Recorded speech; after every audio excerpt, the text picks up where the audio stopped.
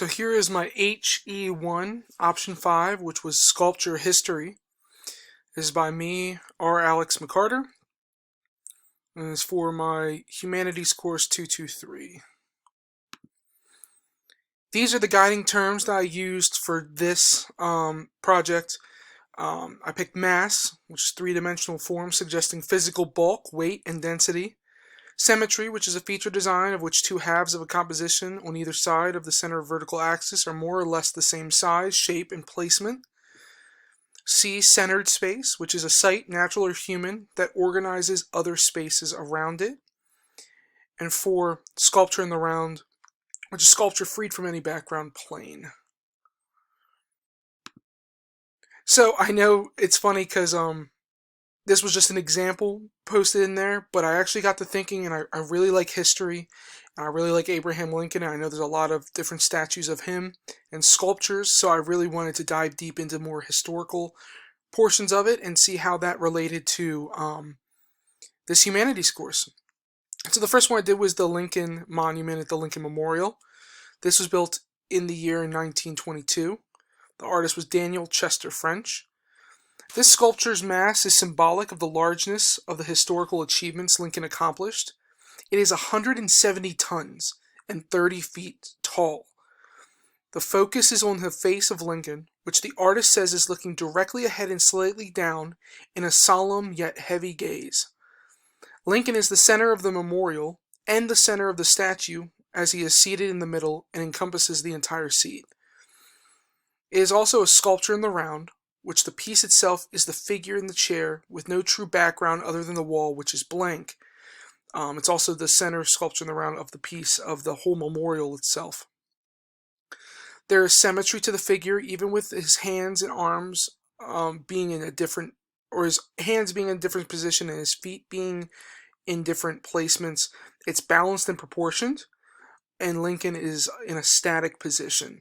It shows the importance of Lincoln in its size and its manner and in his positioning.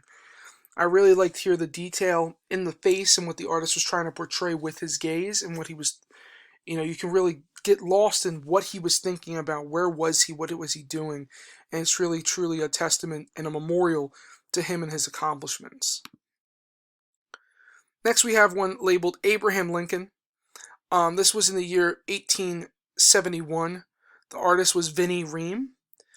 The focus on this piece was Lincoln's holding of the Emancipation Proclamation, which you can see in his, if you're looking at him, his left hand, or his right hand, if it's his. The artist said that he has a serious and contemplative expression, showing the weight of what he is holding and what he is going to do. It shows the importance of one of the acts he did in office. It was the first commissioned, this sculpture specifically was the first commissioned work of a woman from the U.S. government, which also shows a bit of the piece's importance because it was the first sculpture that was commissioned by a woman in the U.S. government that they used for art. The focus here is more symbolic. It's not all on Lincoln himself, but on what he's holding. The Emancipation Proclamation, was the document which freed the slaves in the South, which turned the tide for U.S. history in that aspect. There is symmetry in the body, face, positioning of Abraham Lincoln, even though, of course, his arm, one is outstretched and one is holding a coat. That coat is the same coat that he wore to the theater that he was assassinated in, which I thought was a fun fact. The mass can be felt with the marble. I did a 360 view of this figure, and I was just engulfed in the weight of it. It looks elegant and very beautiful, but you can see just the rock itself, how the marble was carved from it. Lincoln Park. This statue here, this sculpture was, in my opinion, one of the most important for the time and place interpretation of it. The artist was Augustus St. Gaudens. This can be found in the Chicago part, where there are over 200 statues and sculptures of Abraham Lincoln, this one is by far, they say, the best of all of them. The sculpture was made only 19 years after the assassination of the president. Augustus, the artist, was very fond of. It said that he held him in such high esteem, Abraham Lincoln, and you can really see that in the detail and in the positioning and the posture of this piece here. This esteem and honor can be seen in the details of the sculpture because it was very distinguished. You can see the very distinguished look and stance of Lincoln. He is well dressed, clean. The details of his face giving Lincoln a professional demeanor.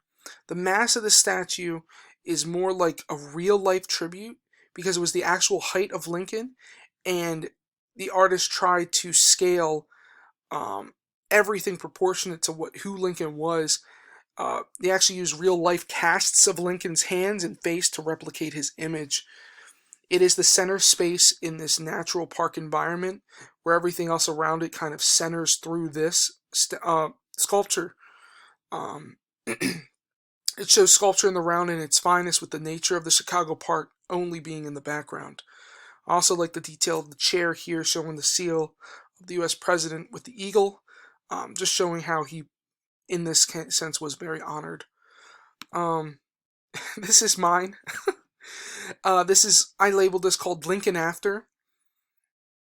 I tried to create a symmetrical sculpture out of clay and focused on the face and head of Lincoln.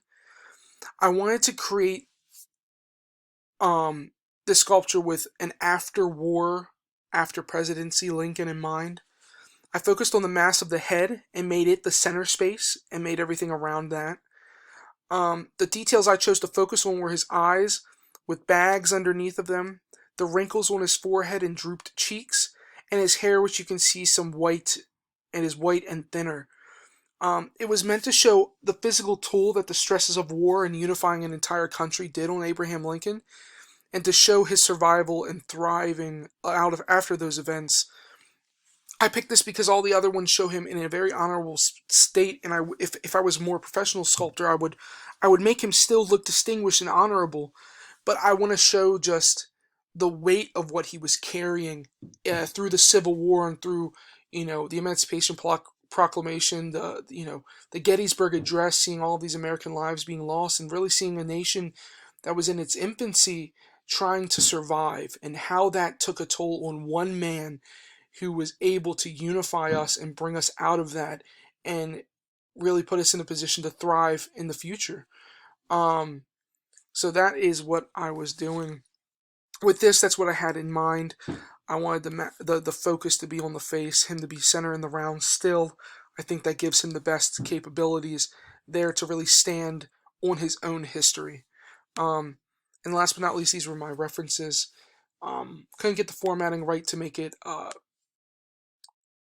hanging indent. These are the three sites that I used, and I did even reference mine here. So that is the end of this. I hope you liked it.